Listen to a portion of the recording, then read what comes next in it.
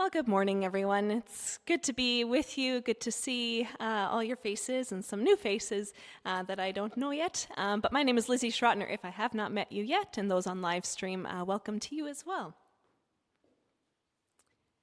So we're continuing our Epiphany series, and as Teresa mentioned, living in the light, and going through the lectionary texts on the story of Jesus and the life of Jesus. So we're very much continuing on the story from 2 weeks ago that we heard from Joe. But I'd like to begin with a picture that some of you might be familiar with. Does this face look familiar? Oh my goodness, okay. There you go. Thanks, June. I agree. She deserves a round of applause. So if for anyone this story is just you're kind of sick and tired of it, sorry, not sorry. Anyway, I've just been reflecting on the story all week, and as soon as this happened on Tuesday, I kind of thought yep, this is making it into the sermon for Sundays. So anyway, for those who don't know, this is the Right Reverend Marianne Edgar Buddy, who is the Bishop of Washington, and she's the leader of the Episcopal Church, or Episcopal Diocese in Washington in the U.S. The Episcopal Church, for those who that might be a new word, or maybe this week was a new word, it's kind of the American equivalent or sort of counterpart of the Anglican Church in Canada. So I can guarantee that this week, the Google searches on this woman's name have increased exponentially. I didn't know who she was before this week. So Bishop Buddy spoke at the service of prayer for the nation, and at the end of her 15-minute sermon on unity, which was quite beautiful, I recommend you listen to the whole thing, she ended it with a heartfelt plea to the new president to have mercy on those in the country who, in her words, are now scared. Those who fear for their lives, those marginalized on the basis of their gender and immigration status.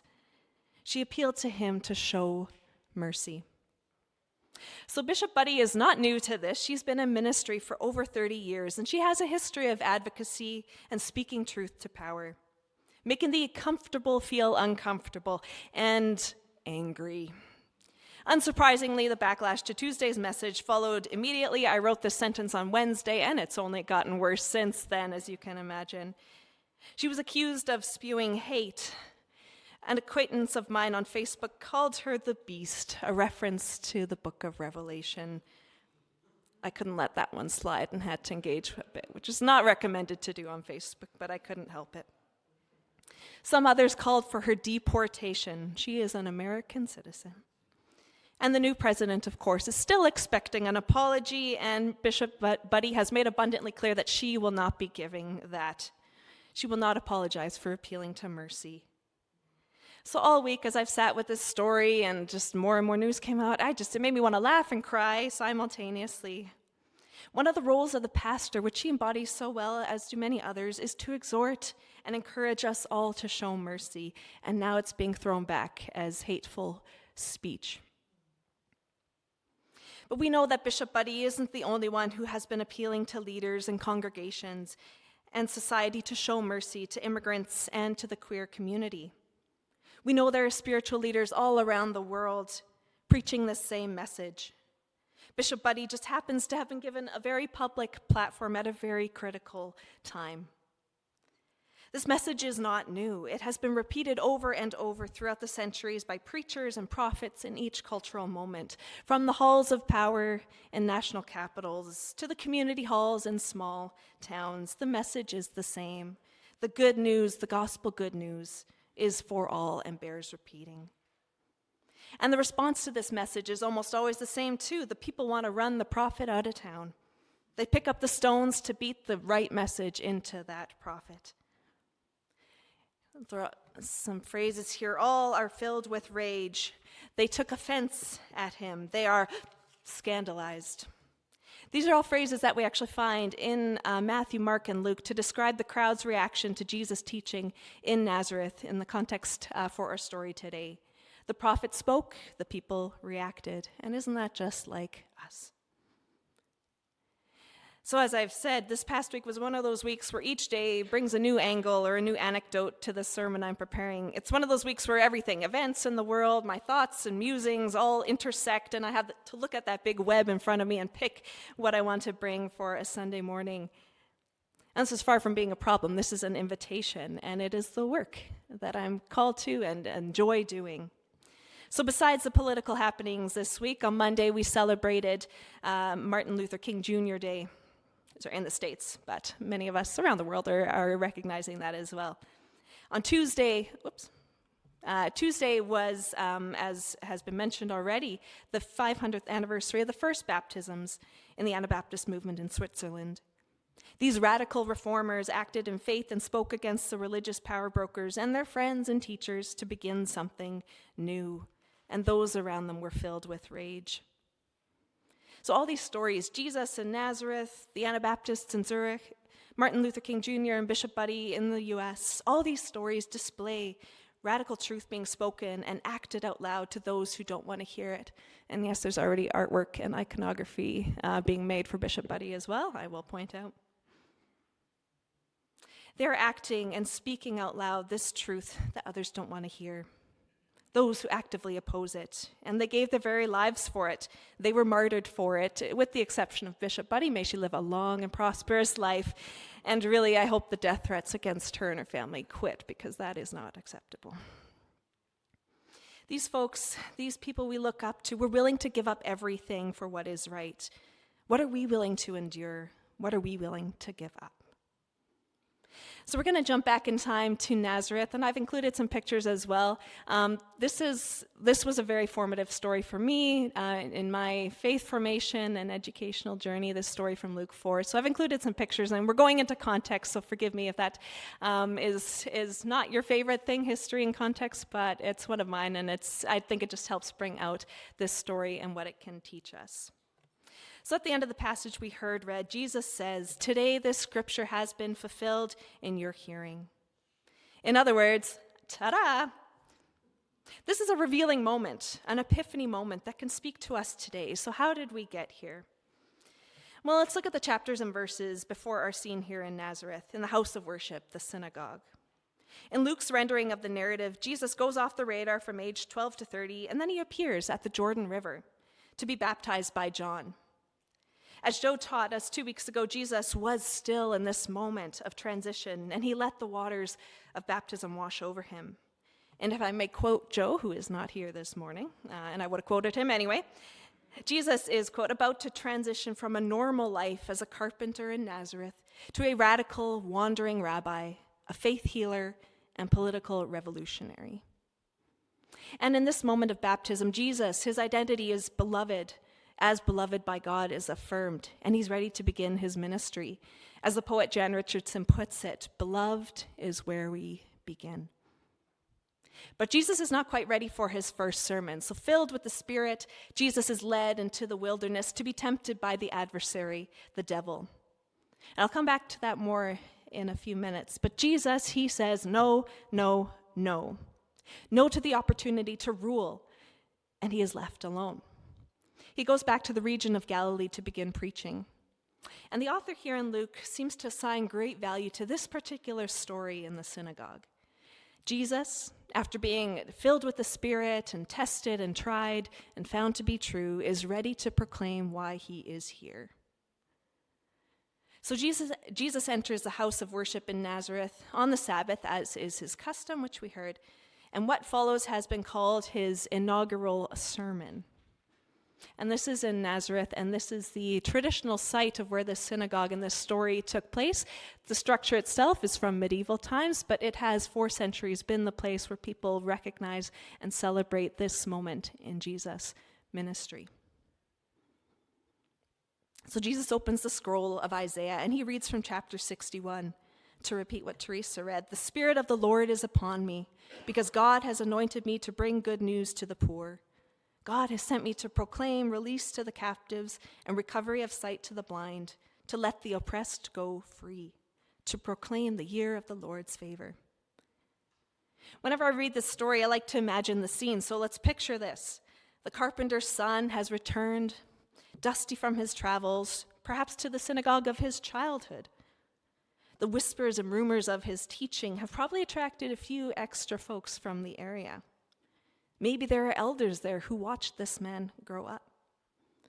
So when he rolled up the scroll, gave it back to the attendant, and sat down, I wonder what they were thinking. All eyes are fixed on him. I imagine there's a long pause, maybe awkward silence. They know this scripture really well, and they wonder where he's going with this. And then he says, today the scripture has been fulfilled in your hearing. And more awkward silence.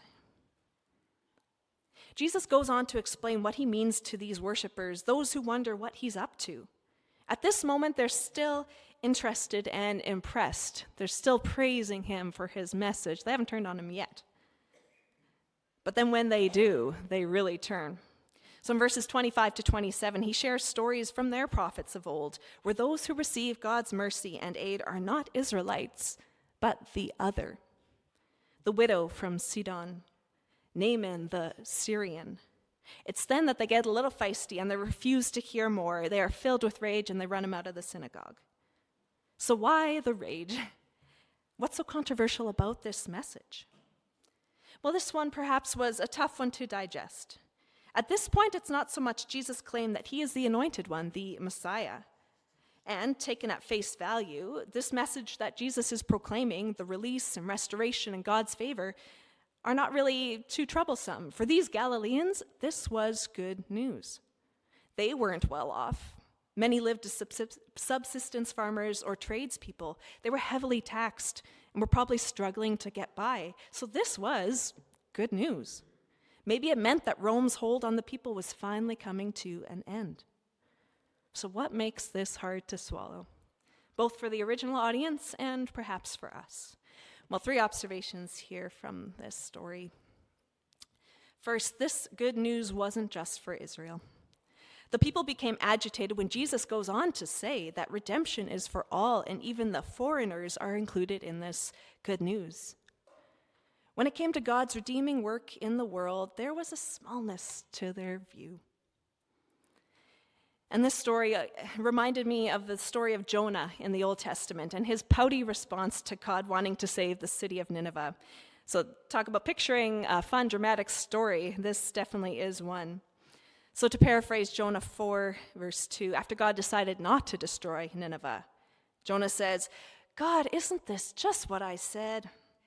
I knew that you are a gracious God and merciful, slow to anger and abounding in steadfast love, and ready to relent from punishing." God's like, yes. And Jonah wants to see the fire and he wants to see the destruction of the other. Well, God has something else in mind. This is a fun little story from the Old Testament, and the consensus is that it's meant to be read as a comedy, where humor is the tool. Humor is used to make the point that God is merciful and just, and the good guy, Jonah, is way off point. I have to include this quote from author Anne Lamott. "You can safely assume you've created God in your own image when it turns out that God hates all the same people you do." That's a good one. So likewise, I see these themes running here through Luke chapter 4, and a bit of drama. This sudden switch from praising Jesus to running him out of town. It's abrupt. And as a quick aside, verse 30 might be one of my favorite in this story, where the crowd is on a cliff ready to throw Jesus off, and Jesus slips through the crowd. I always wonder, how did that work? Like, did he point to the left and say, "Look," and then he runs to the right? Anyway, I have a different image of that in my head every time, but it's a fun part of the story. But along with this, there are a few things in this story and in the structure that heighten the drama of Jesus' arrival onto the public and, in a sense, the political sphere. These are the spots where I imagine the crowd is making the slow realization that Jesus' message is big, not just for them as an oppressed people, but for others too, for the Gentiles, for the other. The second thing that makes this message a tough one to hear and perhaps digest is that Jesus is calling for real sacrifice. There's a pastor in New York, Reverend Dr. Jackie Lewis, and she wrote this week, "Let's be real. The gospel comes with expectations. Love, truth, mercy, and justice aren't just words. They are the way we're called to live. Sacrifice." Let's look at the words from the prophet Isaiah that Jesus is reading, which is a key part of this passage. Isaiah 61 is about the return of the Judean people from exile in Babylon. The prophet is speaking as the anointed one and is proclaiming the year of the Lord's favor. So what is this? This is the Jubilee, and the prophet is using language to evoke this law, this theme. This is the year of release as outlined in Leviticus 25. So every 50 years, farming ceases. Servants and slaves are released. Debts are forgiven, and everyone returns to their ancestral land. Jubilee is a year of rest for all, and in a sense, for the Israelite people, it's a sort of societal reset. And the reason for this year of rest and release was to remember that everything they owned belonged to God. It's a getting back to their roots, and it required a bit of sacrifice. So based on historical evidence, we don't actually know if the Jubilee was carried out every 50 years. That's a huge movement of people, so we don't actually know if they follow that law. But the meaning is still the same. And so when Jesus says that he has come to declare the year of the Lord's favor in the spirit of the prophets, this might have been hard to hear. Even though that law was written for the ancient Israelites, the meaning meant the same for the Galileans. They must sacrifice what they hold on to for the rest and release of the powerless among them. This Jubilee connection here in Luke 4 then is important because it meant that this call from Jesus was not simply about rest and release in the spiritual sense, in the spiritual life, but also rest and release for the physical needs. So the third observation then is that in the spirit of Jubilee, Jesus is offering a framework for a new way of living. That's what we call the upside-down kingdom. A reversal of the usual way of being, or as one of my favorite bands, Switchfoot, once said in 1999, it's a new way to be human. Excellent song and music video. So this is where the three temptations then that I mentioned in the wilderness connect to this scene in Nazareth. So back at the beginning of chapter 4, the adversary, the devil, gave Jesus the opportunity to have control of the three main institutions of the time: religion, the economy, and politics, which are all intertwined. And Jesus again says, no, no, no. His life and work would be about a new or a renewed structure where humility, equality, and advocacy for the least shaped how the world functioned. This is the message of the prophets repeated time and time again over the centuries, and this is what we, the people, do not like to hear. And for those in that synagogue in Nazareth, this didn't look or sound like the strong leader they were waiting for, the one to unseat their Roman oppressors with military might. So this radical message, this one ringing loud and clear through the centuries in different iterations, and I use this word radical a lot, and it's an important one, and it comes from the Latin word radix, which means root. So the Anabaptists were called the radical reformers for their insistence on getting back to the root of the Christian faith and the teachings of Jesus, which included an ethic of peace, community, and a commitment to dying and rising in baptism with Jesus for the sake of the gospel. So many of these prophetic voices proclaiming the radical message from Jesus to those first Anabaptists were killed by those in power. Jesus sacrificed, crucified on a cross. Anabaptists drowned in the river or burned at the stake. Their lives were cut short. A friend of mine this week on Facebook shared that the average life expectancy for the early Anabaptist leaders once becoming Anabaptist was 2 years. So I'm not saying that we will all be martyred for this radical message, but the point is this, and I asked these questions at the beginning: what are we willing to give up? And what are we willing to endure? Can we give up our closed definitions of who belongs and who is worthy of God's mercy? We must expand our vision to include everyone as deserving of rest and release. Can we give up the comforts of our privilege? We must adopt a Jubilee vision that sees everything belonging to everyone, gifts from God to share with all. Are we willing to flip the narratives and say no to the temptations of power and privilege? We must live into this upside-down kingdom. And are we willing to endure scorn and the sharp barbs of criticism in order to uplift those who need our advocacy? Our message has the potential to scandalize our listeners. So are we willing?